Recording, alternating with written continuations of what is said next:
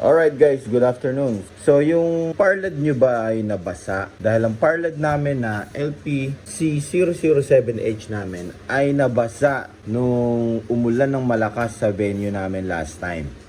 Okay, so nababad siya sa tubig or sa ulan. Nabasa yung loob niya. Pinatuyo muna namin bago namin isaksak. So nung pagsaksak namin, nasunog ang kanyang power supply. Bumili kami ngayon ng power supply para dito sa ating parlad na LPC007H.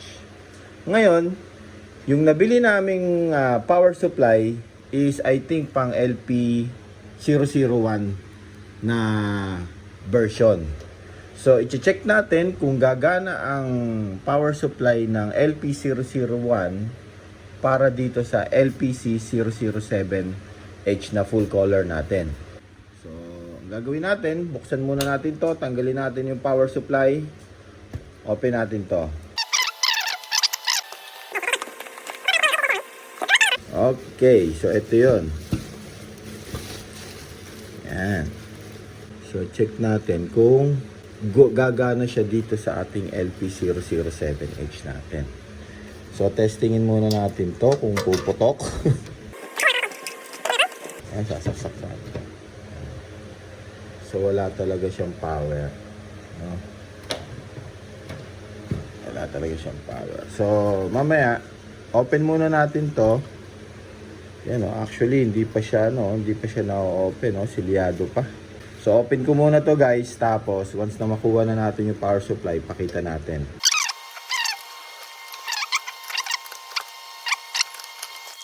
So, ang power supply natin ay ito.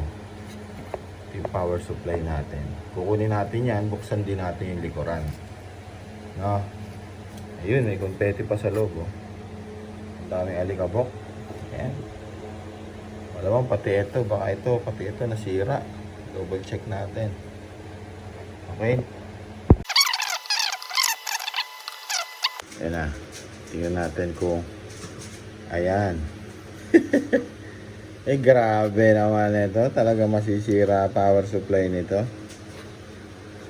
Ano ba yan? So, linisin muna natin. Sangkatutak ang dumi. Sangkatutak ang confetti. Alright guys. So, ito yung power supply natin sa loob ng LP007. So, lalagay natin yan dyan. Yan. Ganyan. Lalagay natin. So, hoping na ito'y gagana dito. Alright, so tanggalin natin itong mga to. Ayan, mga screw na yan. Tsaka screw dito.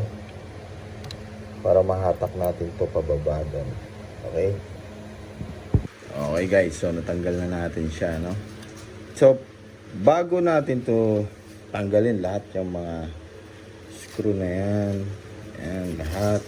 Ginawa ko muna.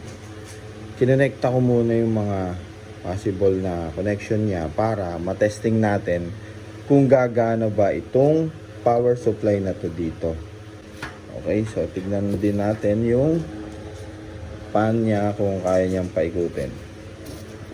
Check natin. Sana gumana. Ready? 1, 2, 3. Yan, umilaw siya. Yan, umiikot yung pan. Umiikot yung pan natin. So, ingat-ingat lang.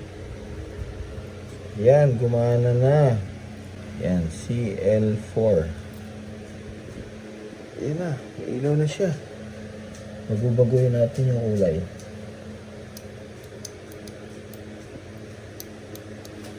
Green. Pink, green, blue, green, red. Okay, ayos. Pati yung pan niya gumagana. Ito na ito, so lipat na natin siya dito para okay na ang ating parlad. Alright guys, so ito na, no, nakabit na natin ang ating bagong power supply. Nakabit na rin natin ang ating exhaust. Okay guys, so nalagay na natin yan. And then ito, naibalik na natin dito.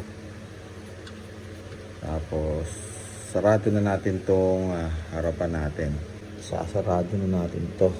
Ayan, sarado na siya, sarado na to. Balik natin sa tamang pwesto niya. Ayan, para medyo maganda-gandang tignan. Ayan, tapos screw na natin to, then testingin na natin. Okay, so okay guys, so ito na siya, no, nakabit na natin lahat. So ito yung pinalitan nating power supply, yung dati niyang power supply. So testingin na natin ang final natin. Saksak na natin siya. Okay, so check natin ang ilalim. Ayan. Ayan, so CL. Ayan, meron na siya, no? So CL 5, 6, 7, 8.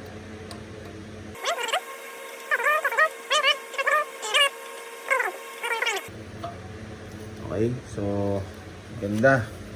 Gumagana ang lahat para sa ating LPC 007 na ginamit natin ang ating LP001 na power supply na binili sa ating Lazada. Okay? Kasi mahirap maghanap ngayon ng power supply ni LPC007H. So lahat out of stock. So kaya tinry namin bumili nito kasi nabanggit din sa amin na possible naman na gagana yan. Kasi 54 bulbs din ito, and then 3 watts per bulb niya. So pasok na siya dyan.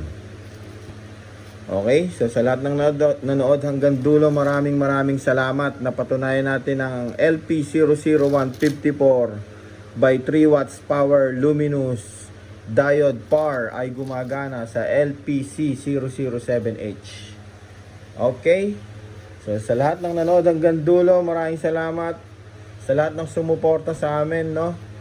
Sa mga hindi pa nag-like at nag-subscribe sa amin, paki-subscribe na dyan sa baba para makakita kayo ng mga upcoming videos namin at saka mga unboxing gaya nito. Alright, wala na po akong sasabihin iba. Thank you and God bless.